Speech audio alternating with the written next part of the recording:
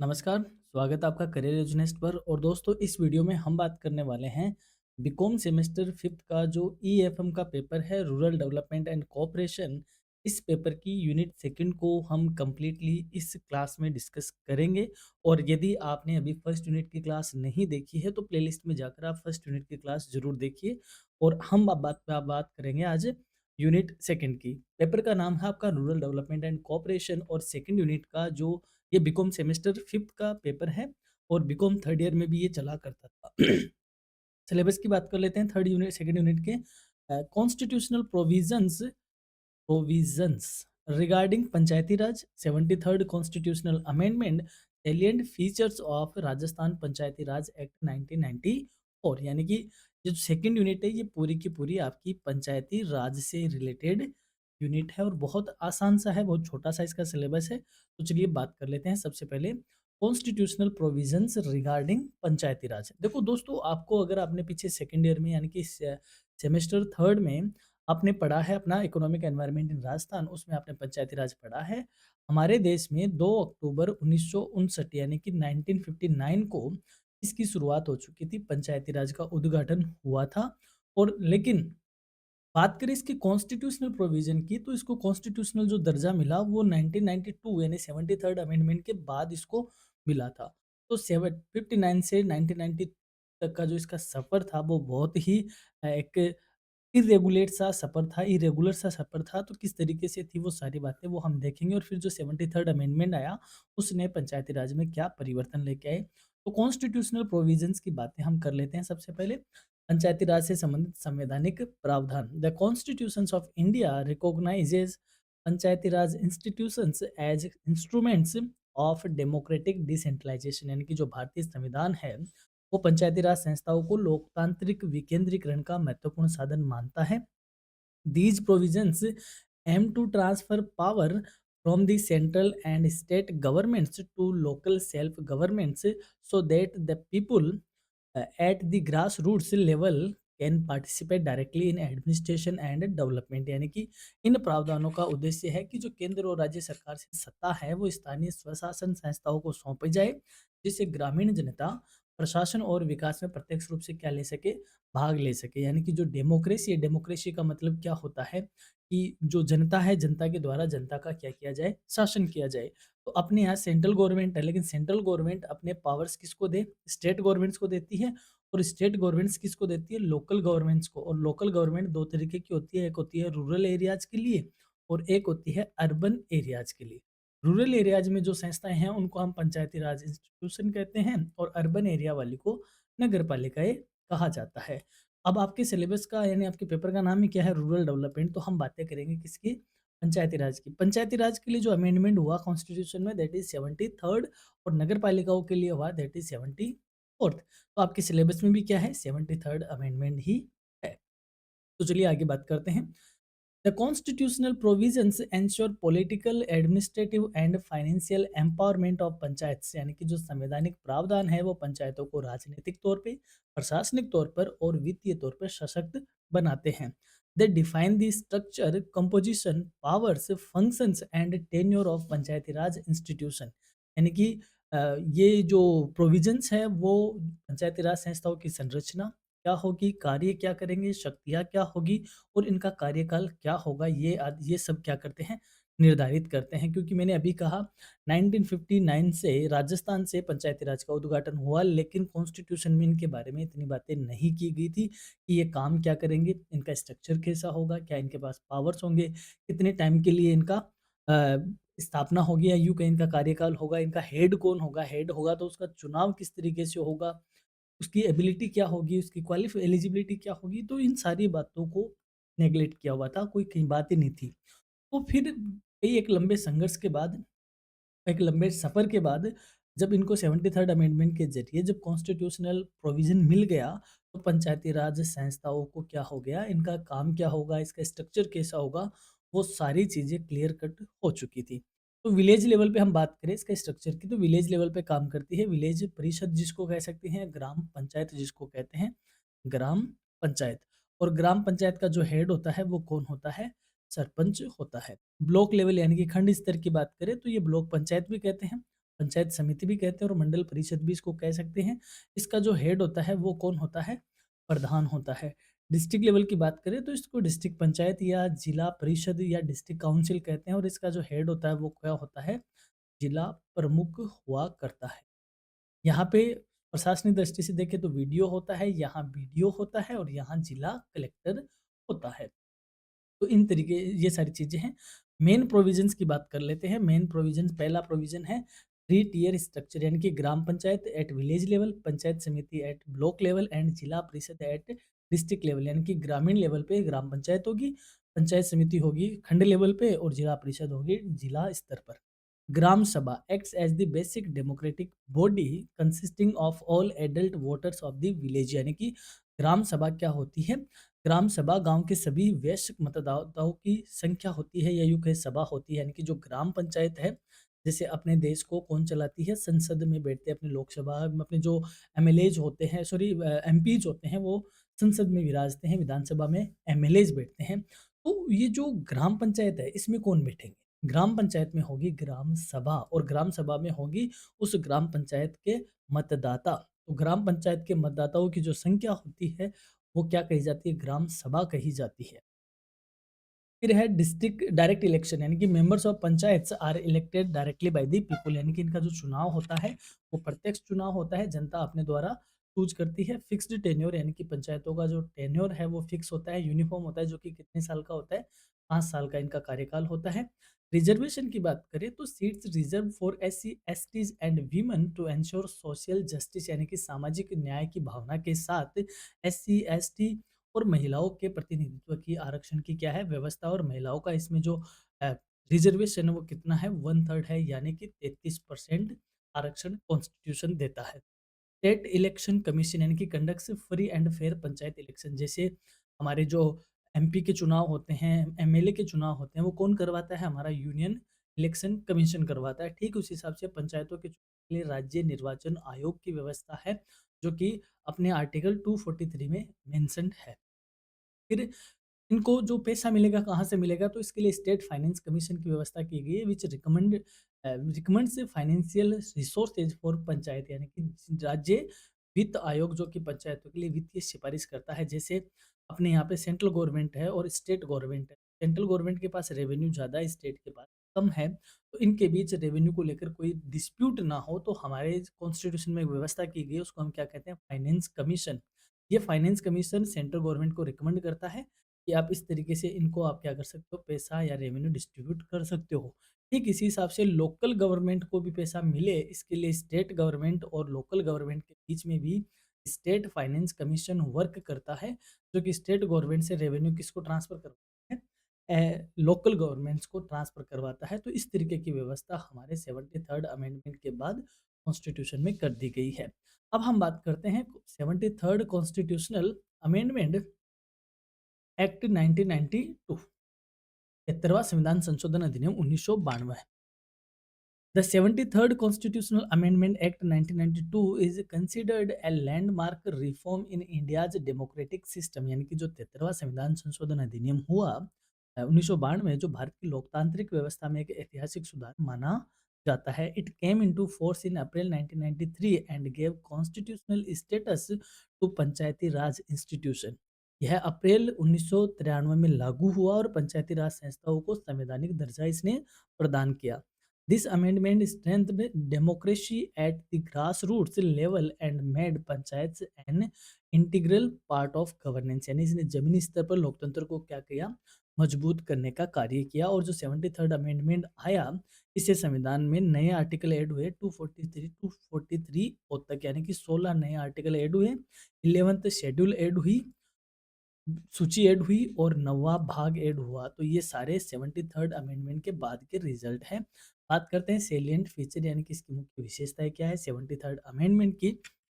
पहली बात, constitutional status to panchayats become constitutional body यानी कि इसने जो पंचायतें हैं उनको संवैधानिक दर्जा देना दिया। सेकंड, यूनिफॉर्म स्ट्रक्चर यानी कि 3 tier system made compulsory in state यानी कि समान संरचना की गई, त्रिस्तरीय प्रणाली अनिवार्य की गई पंचायती राज संस्थाओं की। रेगुलर इलेक्शन यानी कि election every 5 year ensure continuity यानी कि नियमित हर 5 साल में नियमित चुनाव की व्यवस्था इसने करी। उससे पहले क्या हुआ था, देखिए राजस्थान में 1959 में क्या बनी, पंचायतों का उद्घाटन हुआ, 1960 में अपना पहला चुनाव हुआ, 65 में फिर दूसरा हुआ, शायद तीसरा चुनाव तो 77 में हुआ होगा, और भी अलग है, यानी कि कोई टेन्योर फिक्स नहीं था, जब मर्ज़ी हो रही थी राज्य सरकार की उस हिसाब से काम होते थे, और अलग स्टेट के भी यही हाल थे। तो एक यूनिफ़ॉर्म काम नहीं था, लेकिन जब कॉन्स्टिट्यूशन में लिख दिया कि इनका टेन्योर कितना होगा, 5 साल का होगा, तो हर 5 साल में क्या होगा, चुनाव होगा। अगर बाय द वे कोई सरपंच की या कोई भी मेंबर सदस्य की सीट वैकेंट होती है या खाली हो जाती है ड्यू टू डेथ वगैरह एटसेट्रा, तो विदिन 6 महीने में उसको क्या किया जाएगा, दोबारा चुनाव करवा के भरवाया जाएगा। तो इस तरीके की व्यवस्था भी इसमें की गई है। विमेन एम्पावरमेंट को, यानी कि महिला सशक्तिकरण को ध्यान रखा, 1/3 रिजर्वेशन दिया गया, यानी कि 1/3 आरक्षण आरक्षित किया गया। Social justice reservation for SC and ST, यानी कि सामाजिक न्याय को इसने ध्यान में रखा, और एससी एसटी को प्रतिनिधित्व इसमें दिया। ग्राम सभा एम्पावरमेंट, यानी कि फाउंडेशन ऑफ रूरल डेमोक्रेसी, ग्राम सभा को, यानी कि ग्राम सभा की भूमिका मुख्य की गई, जो कि ग्रामीण लोकतंत्र की नींव है। इसको प्रत्यक्ष संसद भी कहा जाता है। प्रत्यक्ष संसद यानी कि डायरेक्ट पार्लियामेंट सिस्टम ग्राम सभा में देखने को मिलता है। इसके अलावा डिवोल्यूशन ऑफ पावर्स, यानी कि subjects related to rural development transferred, यानी कि जो अधिकार है गाँव से जुड़े विकास के रिगार्डिंग या गाँव से जुड़े विषयों के रिगार्डिंग पंचायतों को अधिकार दिए गए, और पंचायतों को कितने विषय दिए गए? 29 विषय, 29 विषय दिए गए, जिन पे पंचायत क्या करती है? काम करती है। नेक्स्ट है फाइनेंशियल ऑटोनॉमी, यानी कि state finance commission strengths panchayat, यानी कि जो अपना वित्तीय सशक्तिकरण के लिए राज्य वित्त आयोग की क्या की गई, व्यवस्था की गई, और इनके चुनाव के लिए स्टेट इलेक्शन कमीशन की व्यवस्था की गई। ये इसके मुख्य फीचर है। बात करें राजस्थान पंचायती राज एक्ट 1994। अब देखो, देश में 1993 को, अप्रैल 1993 को क्या हो गया, वो जो 73rd अमेंडमेंट वो लागू हो गया, और उसके बाद ये कहा गया अब से 1 साल के भीतर-भीतर हर स्टेट को लागू करना है, और राजस्थान ने लागू किया था 1994 में, अप्रैल 1994 में। तो राजस्थान जो पंचायती राज एक्ट है 1994, उसका हम देखते हैं यहाँ पे। Rajasthan Panchayati Raj Act 1994 was enacted to implement the provisions of the 73rd Constitutional Amendment in Rajasthan, यानी कि राजस्थान पंचायती राज अधिनियम 1994 को राजस्थान में 73वें संविधान संशोधन को लागू करने के लिए बनाया गया। It provides a detailed legal framework regarding the structure, powers, functions and administrations of Panchayati raj institutions in the state. यह अधिनियम पंचायतों को की संरचना, शक्तियों, कार्यों और प्रशासन से संबंधित विस्तृत कानूनी व्यवस्था क्या करता है, प्रदान करता है, कि कैसी इनकी संरचना होगी, क्या शक्तियाँ होगी, क्या कार्य करेंगे, किस तरीके से इनका प्रशासन होगा, आदि आदि ये सारी बातें ये अधिनियम क्या करता है, प्रदान करता है। क्या फीचर है इस अधिनियम के, वही है 3 टियर स्ट्रक्चर होगा, यानी कि ग्राम पंचायत विलेज लेवल पे होगी, ब्लॉक लेवल पे पंचायत समिति और डिस्ट्रिक्ट लेवल पे परिषद होगी। ग्राम सभा, it recognized as the base of rural governance, जिसको ग्राम सभा जो कि ग्रामीण शासन की आधारशिला का काम करेगी। डायरेक्ट इलेक्शन, यानी कि डेमोक्रेटिक सिलेक्शन ऑफ रिप्रेजेंटेटिव, प्रत्यक्ष चुनाव होगा जो कि लोकतांत्रिक प्रतिनिधित्व करेगा। Reservation policy for women SC ST and SC और एंड एसटी, यानी कि जो भी 73rd अमेंडमेंट के साथ जो रिजर्वेशन रखा है महिलाओं के लिए 33%, एससी एसटी के लिए जनसंख्या के आधार पर वो रिजर्वेशन बना रहेगा। साथ में एक लाइन और लिखी हुई है कि 1/3 रिजर्वेशन है महिलाओं के लिए, लेकिन यदि स्टेट चाहे तो इसको क्या कर सकता है, बढ़ा सकता है, लेकिन घटा नहीं सकता। तो जैसे एमपी जैसे स्टेट में शायद ये कितना परसेंट है, 50% है, यानी कि बाकी स्टेट लेजिस्लेचर इसको क्या कर सकता है, बढ़ा सकता है, लेकिन घटा नहीं सकता। Defined powers and functions, clear roles of each level, यानी कि हर एक प्रत्येक स्तर की जो स्पष्ट भूमिका इसमें क्या की गई है, डिफाइन की गई है, कि वो क्या काम करेंगे, किस लेवल पे क्या काम होगा, और उनके पास क्या पावर्स होंगे। इसके अलावा 5 year tenure stability in rural administration, यानी कि इसका जो कार्यकाल है वो कितना होगा, 5 साल होगा, जो कि इसकी प्रशासनिक स्थिरता को बताता है। फिर है development role, panchayat responsible for rural scheme, यानी कि जो भी विकासात्मक भूमिका के तौर पे बात करें तो जो भी ग्रामीण योजनाएं हैं उनके संचालन के लिए पंचायती राज इंस्टीट्यूशंस क्या है, जिम्मेदार होंगे, उनकी वहाँ पर बड़ा भूमिका, उनकी वहाँ पे बड़ी रोल प्ले करती है। फाइनेंशियल सपोर्ट की बात करें तो इनको ग्रांट्स मिलती है, टैक्सेस दिया जाता है, और स्टेट असिस्टेंस इनको मिल जाता है, यानी कि वित्तीय सुविधा में इनको कर में से हिस्सा मिल जाता है, अनुदान मिल जाता है, और राज्य की द्वारा सहायता प्राप्त होती है। तो ये इसके मुख्य विशेषताएं हैं। अब हम ओवरऑल बात करें इस यूनिट के कंक्लूजन की, इस यूनिट का क्या कंक्लूजन है, बहुत छोटी सी यूनिट है। आपने इसको सेकंड ईयर में खूब अच्छे से पढ़ा भी है। और अगर आप पंचायती राज को डिटेल में पढ़ना चाहते हो तो मैं पंचायती राज, क्योंकि मैं मानता हूँ कि अगर आप ज़्यादा पढ़ते हो चीज़ों को तो आप इनके बारे में ज़्यादा लिख पाओगे। तो पंचायती राज की वही सेमेस्टर जो थर्ड है उसकी क्लास अपलोड की हुई है, जिसका लिंक मैं आपको इस वीडियो के एंड में दे रहा हूँ, या एंड स्क्रीन पे आपको मिल जाएगा, ऊपर आई बटन पे भी मिल जाएगा, और साथ ही में मैं डिस्क्रिप्शन में भी उनका लिंक दे दूंगा। तो मैं चाहूँगा कि आप पंचायती राज वाली वीडियो एक बार देख लें, ताकि इस चैप्टर का जो स्टार्टिंग का फेज है, जो कि आपके सिलेबस का पार्ट तो नहीं है, लेकिन आप अगर उनको पढ़ लेते हो तो इस सिलेबस के बारे में या इस यूनिट को आप और भी अच्छे से डिस्क्राइब कर पाओगे। और मेरा ये मानना है कि अगर सेम फिफ्थ का स्टूडेंट, क्योंकि ये है देखो, दोबारा यहाँ पे थोड़ा सा बताता हूँ कि यदि आप एग्जाम में 2 यूनिट अच्छे से तैयार कर लेते हो तो आपकी 70% अटेम्प्टिंग हो जाएगी। कैसे होगी? यानी कि जो सी सेक्शन में आपको 4 क्वेश्चन आएँगे हर यूनिट में से, तो 2 यूनिट अगर आप तैयार करते हो तो सी सेक्शन के 2 क्वेश्चन आप निपटा दोगे, that means 40 marks. B section में भी यहाँ से आप 2 क्वेश्चन कर दोगे, दैट मीन्स 20 मार्क्स के। और ए सेक्शन में उन 2 यूनिट्स में से ज़्यादा भी नहीं तो 3 क्वेश्चन तो आएँगे ही आएँगे। तो आप तकरीबन 3 दूनी 6 ऐसे करके 5, 5 मान लो, 5 दूनी 10, 10 क्वेश्चन, यानी कि तकरीबन 68 टू 70% अटेम्प्टिंग कर लेते हो यदि आप 2 यूनिट को अच्छे से लेते हो। तो पंचायती राज वही यूनिट है जो बहुत आसान है, यदि आप इसको अच्छे से प्रिपेयर कर लेते हो और फर्स्ट यूनिट को भी प्रिपेयर कर लेते हो तो आपका एग्ज़ाम में तकरीबन तकरीबन मोटा-मोटा भी ले लें तो 65% आप अटेम्प्ट कर लेते हो। यदि आपके 65% आते हैं और आप रेगुलर स्टूडेंट हो, तो 75 का 65% करके देख लो, या यूँ कहें 60 ही लिख के ले लो।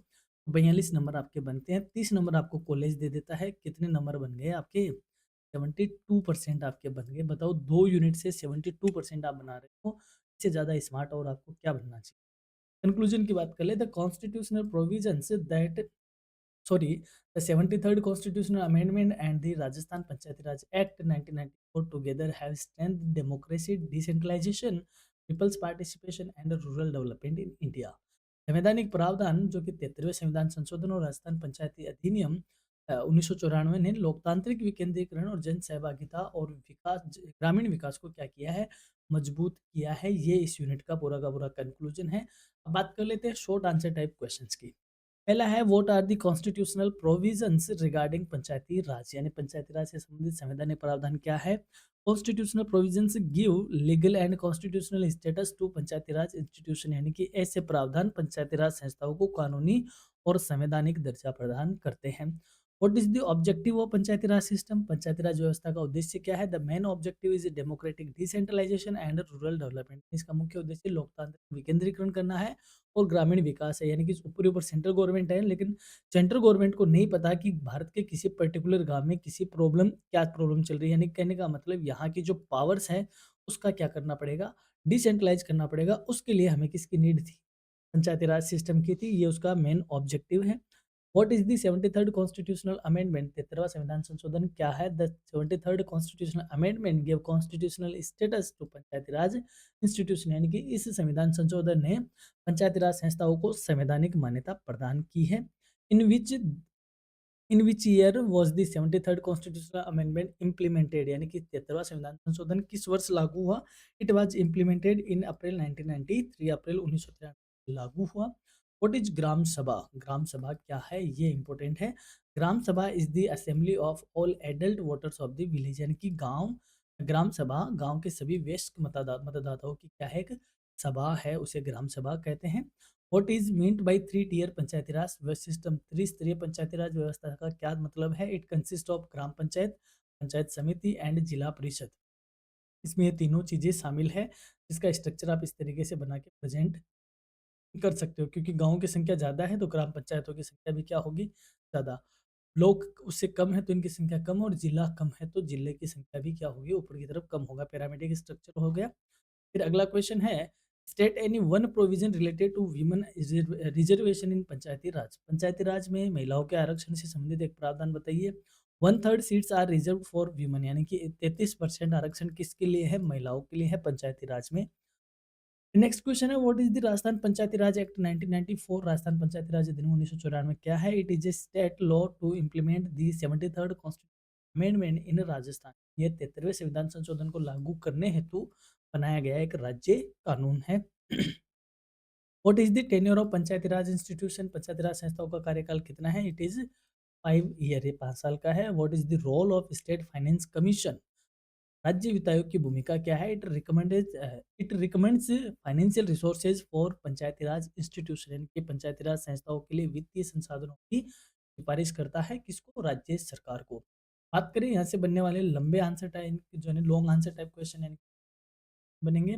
Explain the constitutional provision regarding Panchayati Raj in India, तो पंचायती राज से संबंधित संवैधानिक प्रावधानों की व्याख्या करो।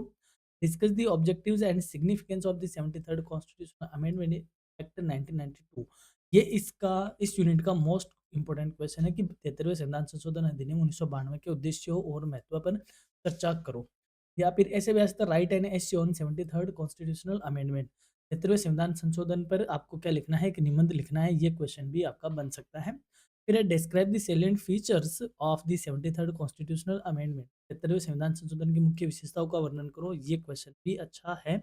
Explain the salient features of the Rajasthan Panchayati Raj act 1994, इस अधिनियम 1994 की मुख्य विशेषताओं की व्याख्या करो। ये भी क्वेश्चन यहाँ से बनने वाला है।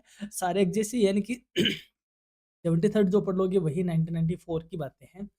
Evaluate the role of Panchayati Raj institution in strengthening rural democracy, भारतीय ग्रामीण लोकतंत्र को सशक्त बनाने में पंचायती राज संस्थाओं की भूमिका को मूल्यांकन करो। ये क्वेश्चन भी यहाँ से बन सकता है। तो ये थी छोटी सी अपनी यूनिट सेकंड, बहुत लंबी चौड़ी यूनिट नहीं है, बहुत आसान सा आपका सिलेबस है।